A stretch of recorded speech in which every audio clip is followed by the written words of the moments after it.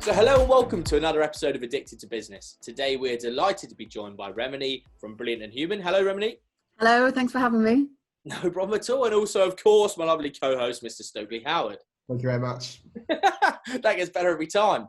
So Remeny, today you're becoming very well known as, well, I'm going to call it the Queen, but certainly the master of helping businesses turn their clients into advocates. And that's what we're going to be talking about today. There is far too much of an emphasis on businesses chasing the new shiny, rather than actually looking at their existing customer and going, no, you know what, actually, if we just spoke to these people, if we did some kind of NPS score, if we found out, there's an awful lot more we could do with our existing clients.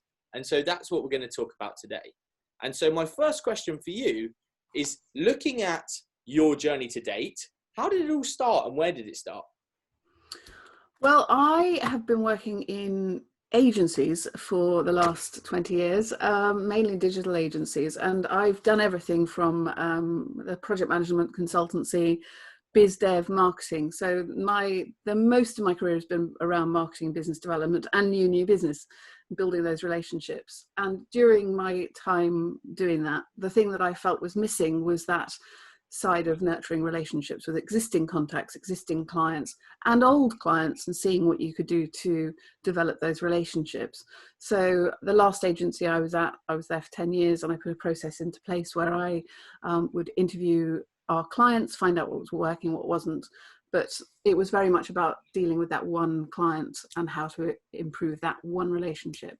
But since leaving and setting up with Brilliant and Human, we're now much more about looking at how a business can improve overall when proactively looking at how you can turn your clients into advocates and building those relationships that last and can improve everything within your business off the back of what your clients actually need.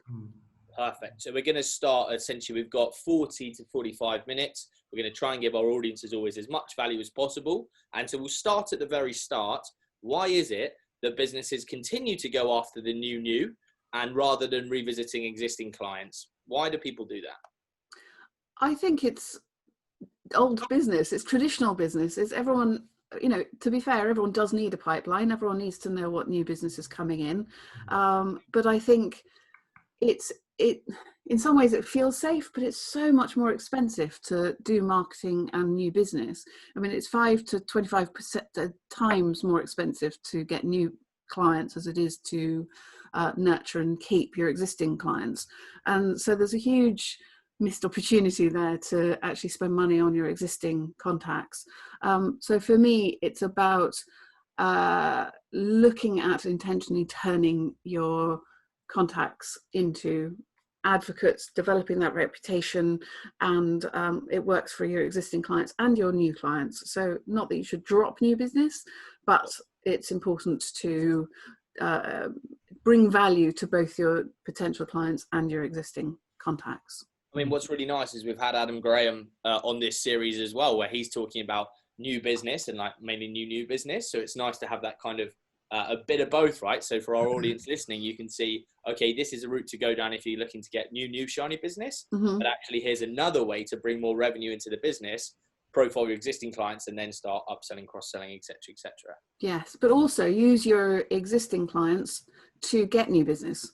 So if they're your advocates, they will be shouting about you, singing your praises and bringing in new opportunities for you.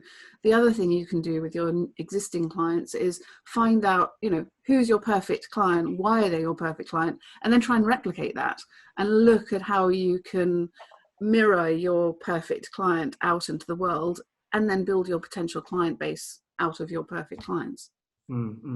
So tell me this then, Remeny, is there, in terms of I've got two sort of mini questions here. One, is there a percentage split with new business and existing clients? Should it be 50-50 new and then, 50% new and then 50% your sales should be coming from your existing clients?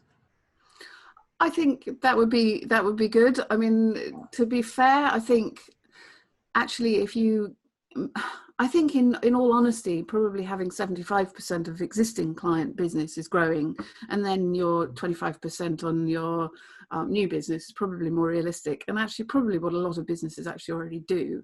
But they're not probably so intentional. They can probably make more out of their existing clients and existing contacts, their old clients, if they actually intentionally went for it. But I mean, you know, numbers are, you know, I couldn't put they're a arbitrary, figure right? to it. Yeah. I guess it depends on sector as well. If you're a hotel, for example, you may be driving more business through repeat custom and existing customers. Whereas if you're in agency world like Stokely and I, or you're in something else, perhaps that's a little bit different. But yeah, I think that's a really good challenge. And so, Stokely, what was the second part of your question? I was going to say, really, is there a formula or model that you use when it comes to building client advocacy? Well, there's two things I recommend businesses do. One of them is to actually put a process into place whereby you are engaging with your clients and your old clients on a regular basis. And it might be as simple as putting in the diary that you're going to speak to them every 3 months, every 6 months, take them for a coffee, listen to them, understand their challenges, be human, be nice, actually, you know, and when you finish your project, engage with them 6 months later, see how it's going, but put it into place, put it in your calendar, make sure that you actually stick to it and nurture those relationships. Also, remember, people move on to other places. If you're in their minds, they will stay with you and they'll stay loyal if they like you. And then the other thing I do, I mean, a big part of my job and business is interviewing my clients and finding out what's working and what's not, and looking at how to improve that. And so it's a matter of, you know, obviously I'm an external consultant when I do it, so people are very honest with me and they don't feel like they're offending anyone when they tell me what they truly think. So if you can actually get someone who's external to interview your clients and get that honest feedback, you can improve the way you do everything, from your communications to your processes to your service, to understanding what the actual needs of your clients are so you can serve them better.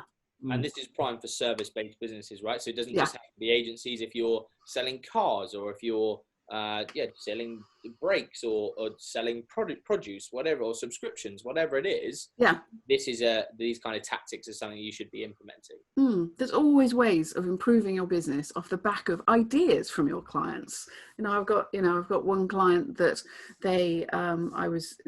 did a process where I interviewed their clients, and over the course of a year found out, what was working, and the most typical problems came up from every single one of my clients was lack of communication, proactivity, and processes. And once the business really took those on board, they changed what they wanted to do, what they were doing, and how they were communicating with their clients, made their processes slicker, etc. When I followed up, because I always follow up, the clients were no longer complaining about that. It was more that they wanted a new service. They wanted a more consultancy-based service, and within 6 months they were making 40% profit. So just by listening to your clients, they not only saved probably some relationships, nurtured those relationships, they actually made more money because they were listening to what they needed. So let's take this away from agency, and let's pretend we're running an automotive setup, right? Like a car dealership, for example. So you sell your car, you buy a car, and then you're given maybe a client partner or an account manager or something that just checks in periodically. What I'm keen to understand is, when you're going into businesses of all shapes and sizes, what are the common pitfalls that they come up against when they're trying to turn their clients into advocates? What are they not getting right?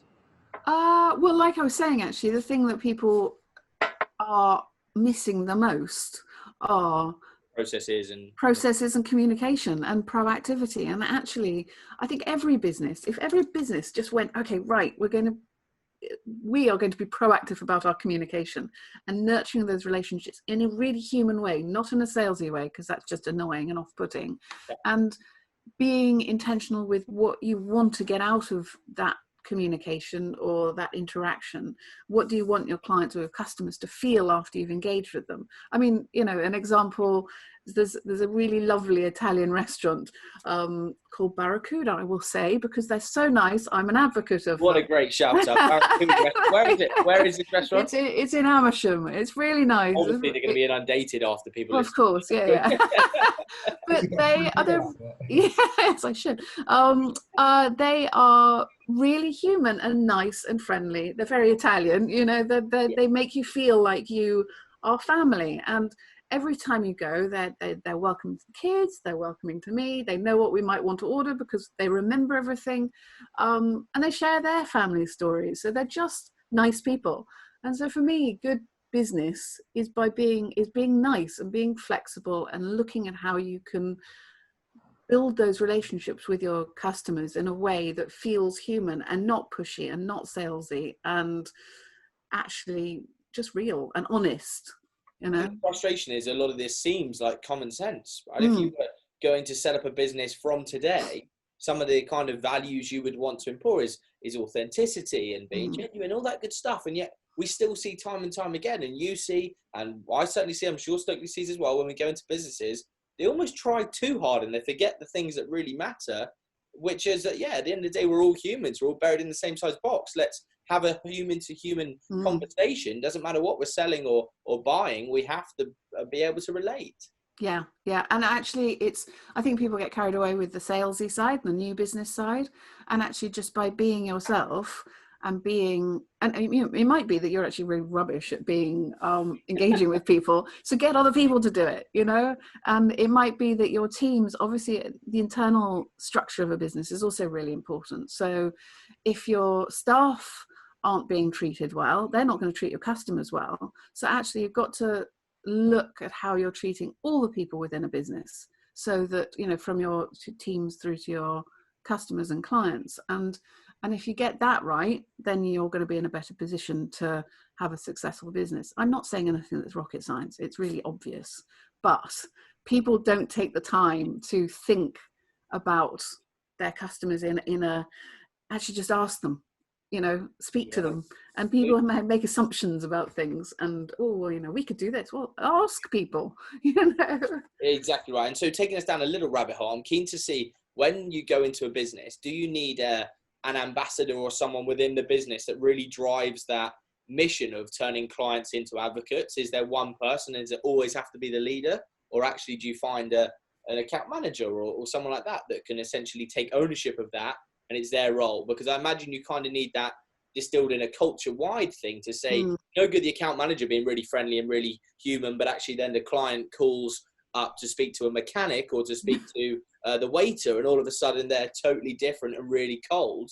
Then all of a sudden it falls down, right? The whole brand has a responsibility to deliver that authenticity. Yeah. I think it definitely helps to have someone who is going to champion advocacy within a business and have it so that people put those processes in place and actually reminds people that they need to be speaking the brand values, whether or not they're the receptionist, whether they're the mechanic, whether they're the boss, and actually have it so that brand value, that brand message, that voice is heard throughout. So I think, again, you think about marketing and sales, and a lot of people think, oh, well, it's down to marketing and sales.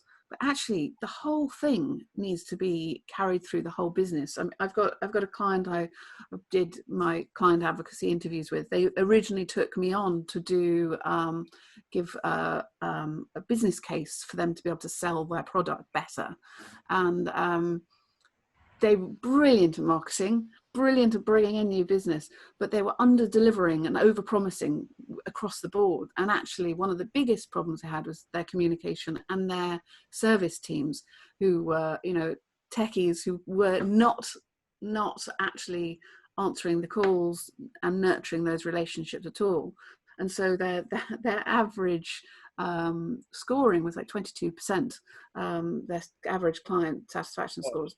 And so I said to them, look, we can't do a business case for you. You need to stop selling. You need to build your relationships with your clients and your customers, because your reputation's about to be absolutely destroyed. And then once they actually listened and took some of those changes on board, within 4 months, their scoring went up to 74%.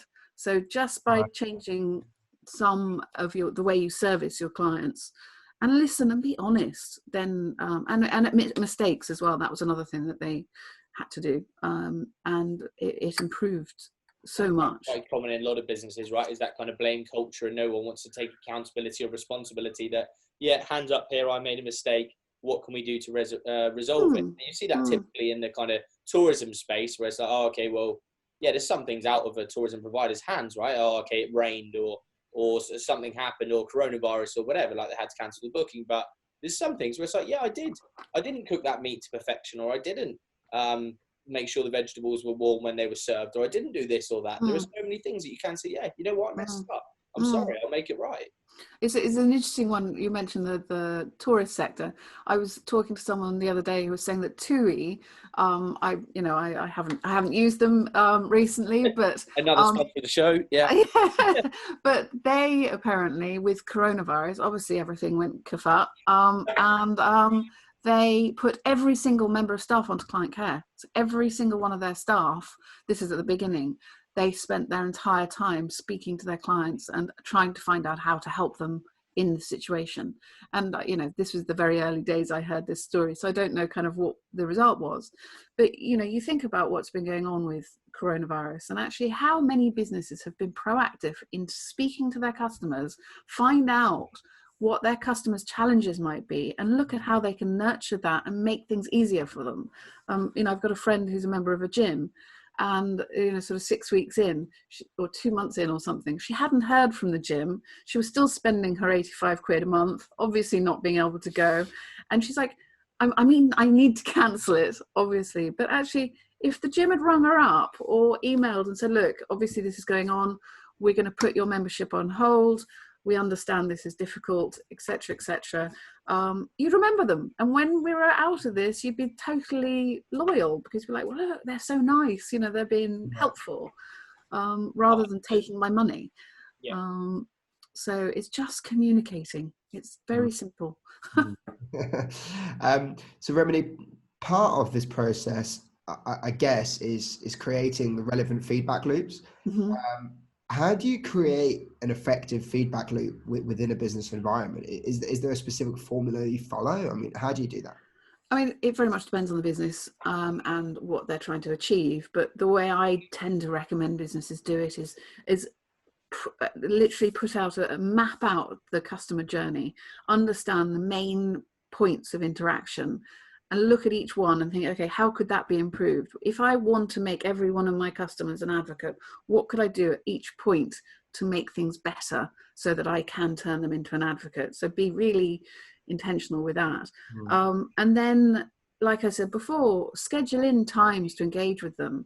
And, whether or not it's a new car or an agency or, whatever it might be, actually, put time in to give them a call, get the feedback, whether or not it's the people in the business or an external consultant actually speaking to them at different times to get feedback and how things can be improved. Always be looking for improvement, and then feed that back to your customers. Once you've looked at what those key themes are, what the key problems are, then say, okay, right, we're going to fix this, and then let your clients know, look, we listened to you, and this is what we're doing to improve things. It's going to take time, but we're getting there, So I think it's just constantly trying to improve and feeding back to your customers. It's interesting that a lot of businesses I come across seem to, when there's a problem, they go find the feedback loops. When there's success, they find the feedback loops. But there's a massive chunk in the middle where no one's being spoken to, right? Because you're really happy, let's chat. You're really sad, let's chat. What about if you're,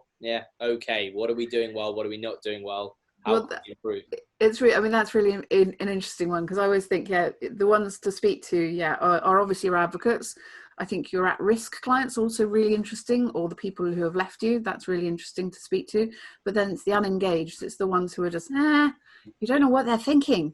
And that's where I find it really interesting when I interview people, because actually, I was speaking to one of my clients the other day, and my client was saying, oh yeah, they're really happy, they like us, we just kind of get on and just do stuff.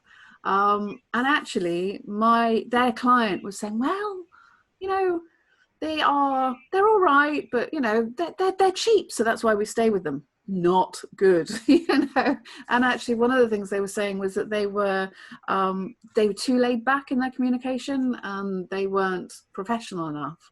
And so actually what my client realized was that actually they were at risk, and they needed to work on how they're communicating and what they're communicating and how to convert that. into a better relationship. And they thought they were going to get a 90%, they got a 60%. That was a bit of a wake-up call for them. I bet. Yeah, and you know, so actually don't assume your clients are happy, because they can be looking for other suppliers at any time. So it's getting more and more competitive, right? And people are going to start looking. I think quite a big comment here, but I think the reason people don't do this is because it's not sexy in inverted commas. It's exciting, it's new and shiny to find new people, and oh great, let's go and chase the big opportunity. But actually, when business owners listening to the show start to understand that there's just as much revenue, if not more revenue, and it's more low-hanging fruit to go after your existing customers and upsell, cross-sell, I think that's where the light bulb moment happens, and they go, oh Christ, we're missing a trick here. We really need to focus here.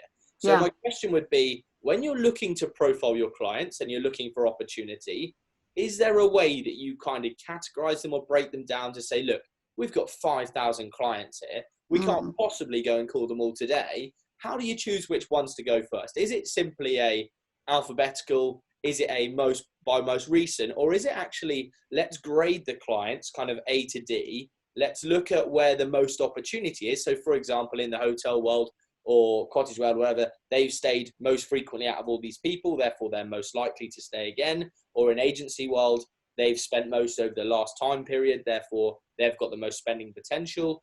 How would you grade the clients, or how would you prioritize who to go with first?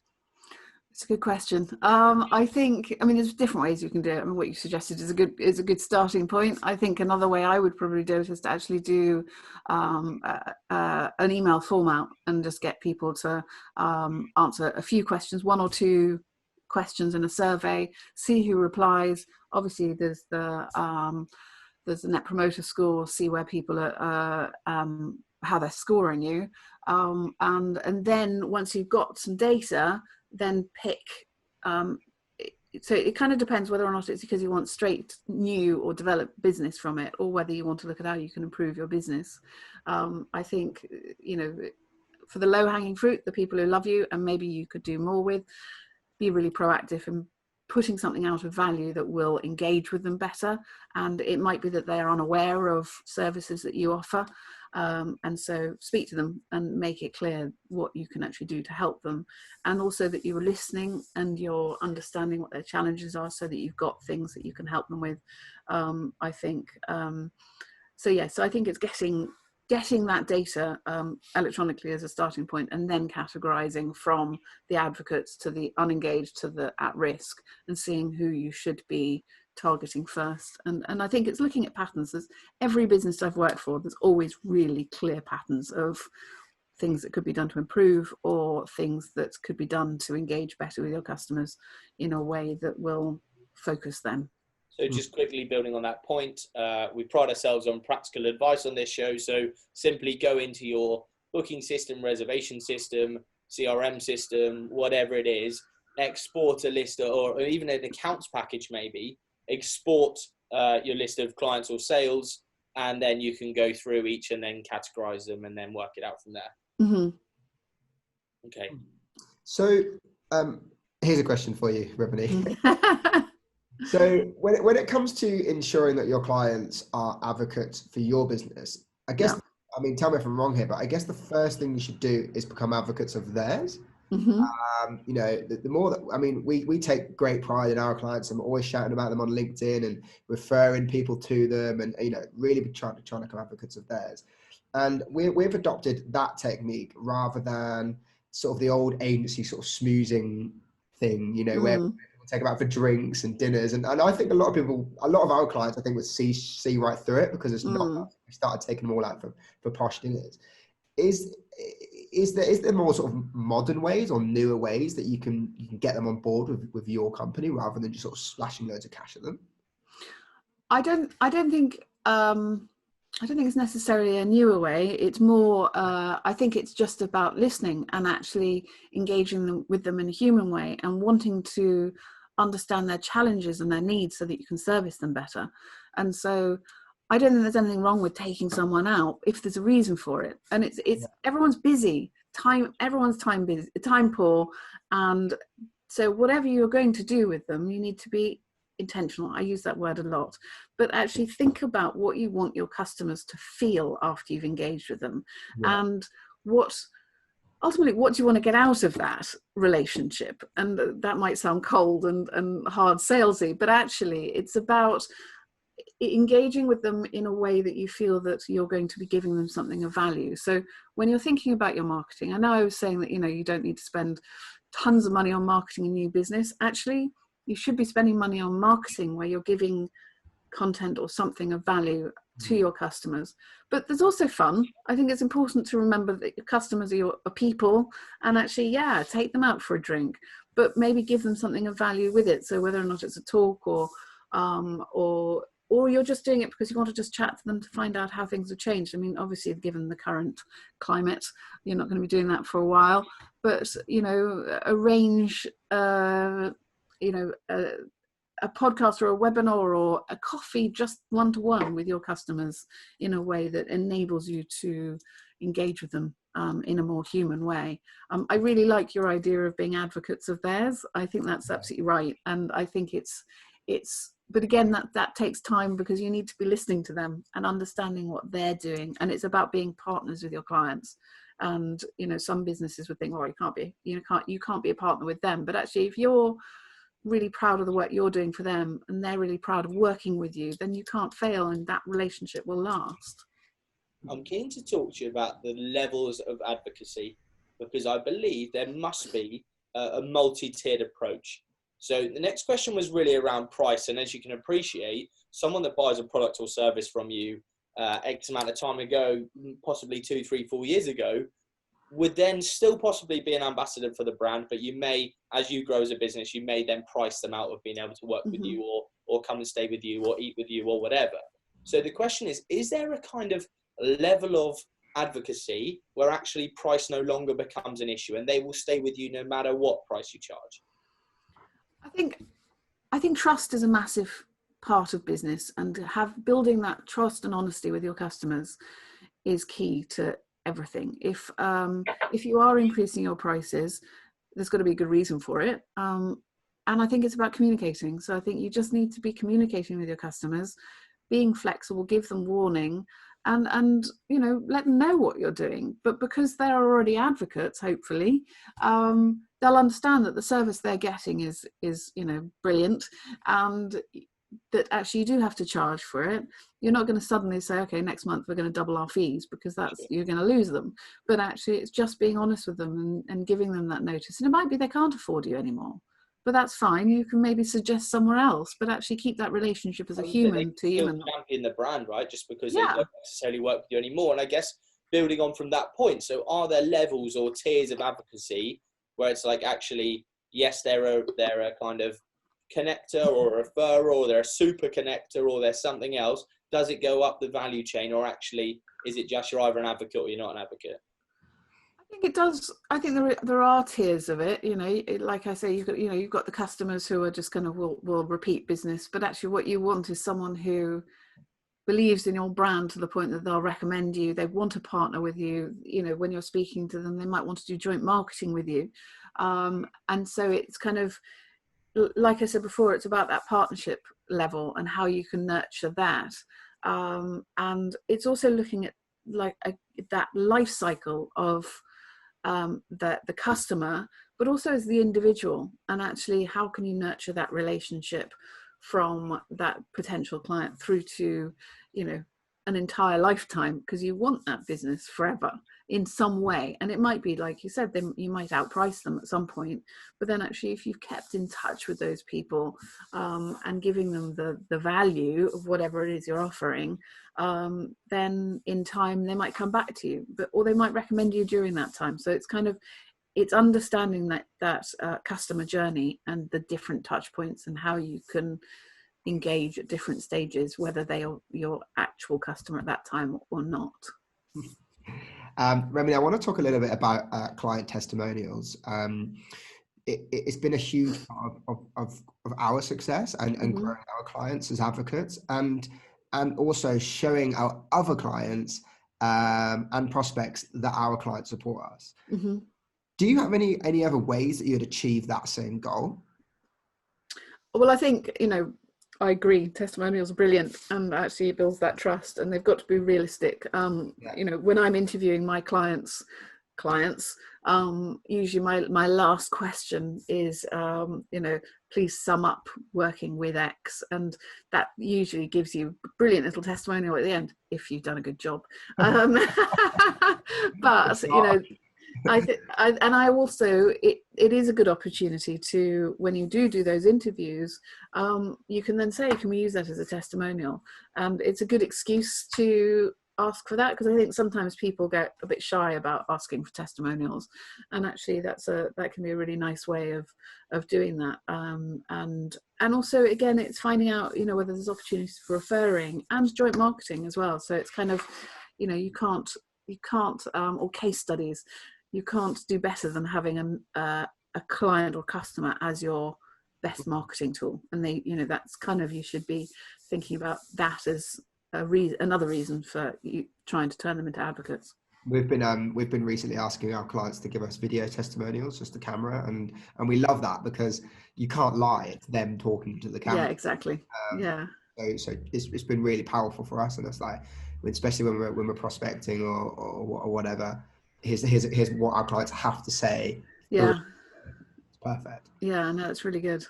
So I'm keen to look at the hook, because of course we appreciate that clients will keep coming back to you if they're an advocate, but actually it's not just good enough to maintain the same product or service and expect them to come back, right? We still have to give them a hook. We can't just get lazy and go, well, they like our brand, so they're going to come back and stay or eat or whatever. If you're not changing or updating the menu, if you're not upgrading the rooms, if you're not coming up with new products or service offerings, then we can't possibly expect them to come back. So do you ever do any work with businesses or look at businesses and encourage them to create that hook that brings those advocates back? Yeah, I mean, like I say, if you're actually engaging with the customers and understanding their challenges and needs, I mean, you think about what's going on now, businesses are having to pivot. And I think it's important to speak to your customers and find out what it's understanding their challenges, so that then you can then adapt your own business to meet those customers' needs. But then once you've done that, and if you have started to think about different products or different services that you could offer your clients, actually, if you then speak to your customers again, or your potential customers, you can then start testing those out and talking to them about it and saying, would this meet your needs? Is this something that would actually be useful? And if they feel like they've got a bit of ownership, then that helps as well. But it's about listening to your customers and actually finding out what they need and understanding what their issues are. Don't assume things until you've actually spoken to them. But you're absolutely right. I mean, you know, you think about Apple and their constantly changing and evolving way of creating technology that people didn't know they needed. So, you know, the Apple iPhone is such a good example.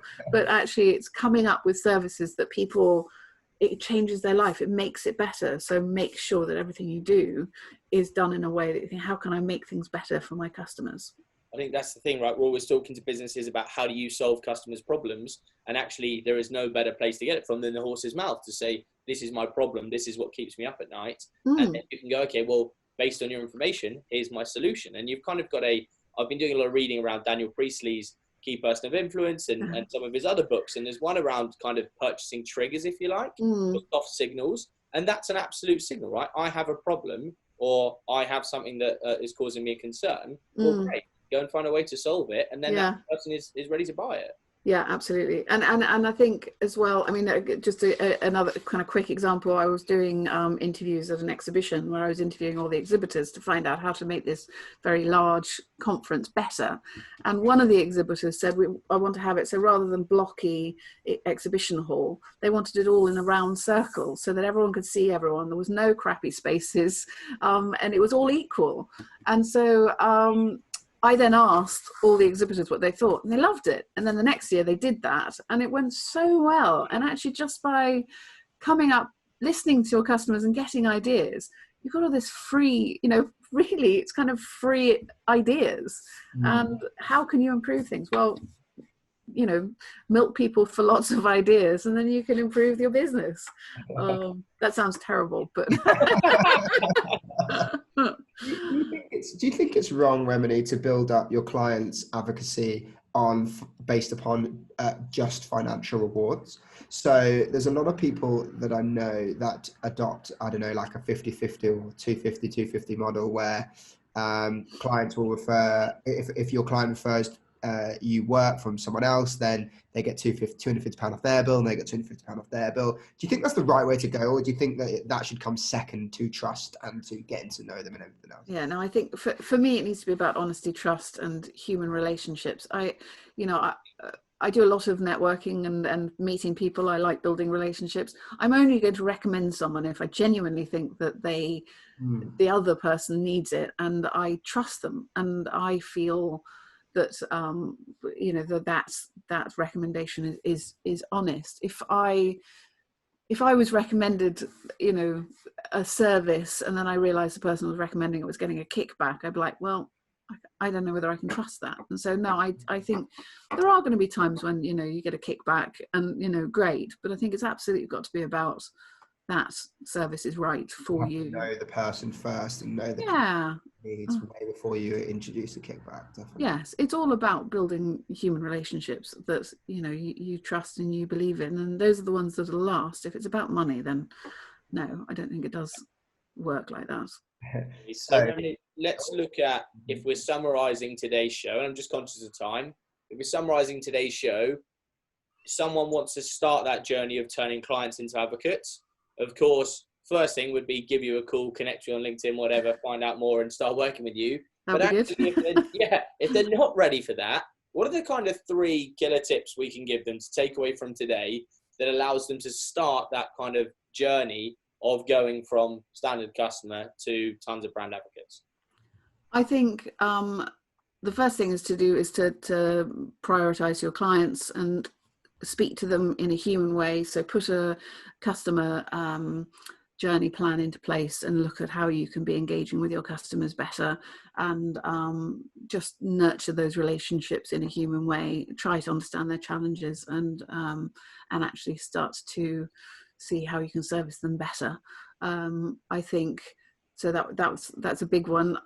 I think then also put a plan into place for actually engaging with them, to asking them questions about how you can improve your service and look at things that they might want to be doing better with you. And that's the kind of, that's the feedback, forms and the engagement. So whether or not you do it electronically or with an external, then that's how you can look at how to improve the business as a whole, your marketing, your processes. And I think just be more human, just engage with people the way you want to be engaged with, in a nice way. Be nice, and be human.